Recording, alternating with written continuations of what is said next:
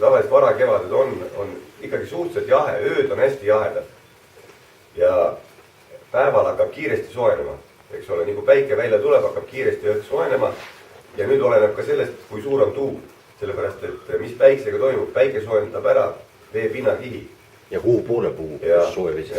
Ja nüüd on ühesõnaga tuul hakkab puhuma kuskile seda sooja vett nagu ühte kaldasse veekogus kokku. Et see on nagu kõige parem variant, kuhu see nagu kõik kala hakkab hoidma sinna, kuhu seda sooja vett kokku puhutakse. Kui nüüd ühesõnaga näiteks hommikul vara on kala veel suhteliselt sügavas võib olla, või ta seal madala peal ei toitu, eks ole, siis nüüd nigu hakkab see päike hakkab soojenema, hakkab kohe see madal hakkab elama, siin hakkab järjest rohkem kalu juurde tulema. Kui näiteks eile oli tuul meil vastapidises suunas, siis hommiku vara ei pruugi selle koha peal üldse kala olla. Nüüd tuul pööras, hakkab sinna sooja vett kokku puhuma, kõik kala hakkab sinna kogunema. Ta tuleb sinna madala peale peesitama. Ja näiteks on vastupidi. Teil oli eelmine päev, oli väga soe ilm. Kõik kala oli ühes kohas koos, te teate, käisite eelmine õhtu püüdmas. Järgmine hommiku on teil täpselt tuul vastupidi puhub sealt kaldast eemale ja on tunduvalt jahedam. Te lähete sama koha peale, ei tunne seda kohta ära, sest seal kala ei ole. Kõik soe vesi on sealt läinud. See võib olla teisel pool kaldas juba see soe vesi. Ja kala läheb selle veega kaasa, eriti väike kala. Kala otsib pidevalt. Kui te võtate südasuvisel ajal, siis ikkagi põhja läheduses on vesi seal, ütleme umbes sügavates veekogutes on kuskil 4 kraadi ringis. Mida ülespoole te kergitate, eks ole, seda nivood, seda soojemaks vesi läheb. Tavaliselt on nii Viljandi järves, et see sooja vee piir jookseb kuskil 3-4 meetri juurest läbi. Üleval pool on vesi soe, allpool on praktiliselt raudselt külm. Ja kui te hakkate nüüd suvisel ajal püüdma seal päris sellest sügavast veest vastu põhja, siis tavaliselt mitte midagi õnnestu, sest kala on sealt ära läinud. Tal ei meeldi see külm vesi, eriti väiksele kalale.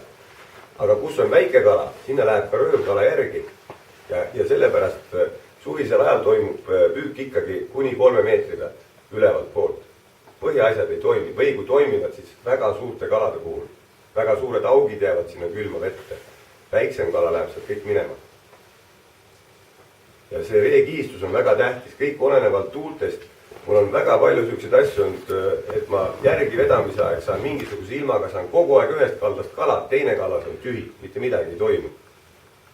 No, see näitab seda vastavalt ja just need, mida kõvem on tuul, mida soojem on ilm, seda rohkem puhutakse see soe vesi ühte kaldasse, seda suurem on erinevus ühe ja teise kalda vahel.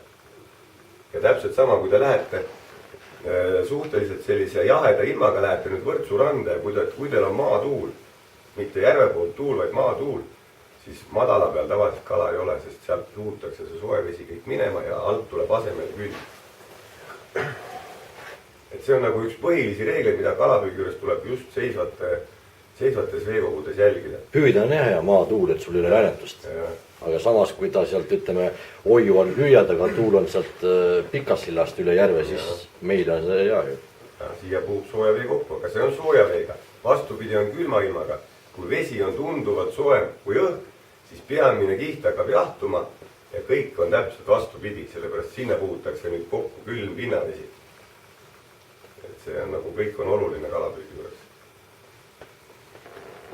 Viljandi järves tõuseb koha ka isegi keskvette. Kõik kalad sööb üleval. Südapäeval vead järgi ja ma olen iga aasta paar tükki saanud niimoodi.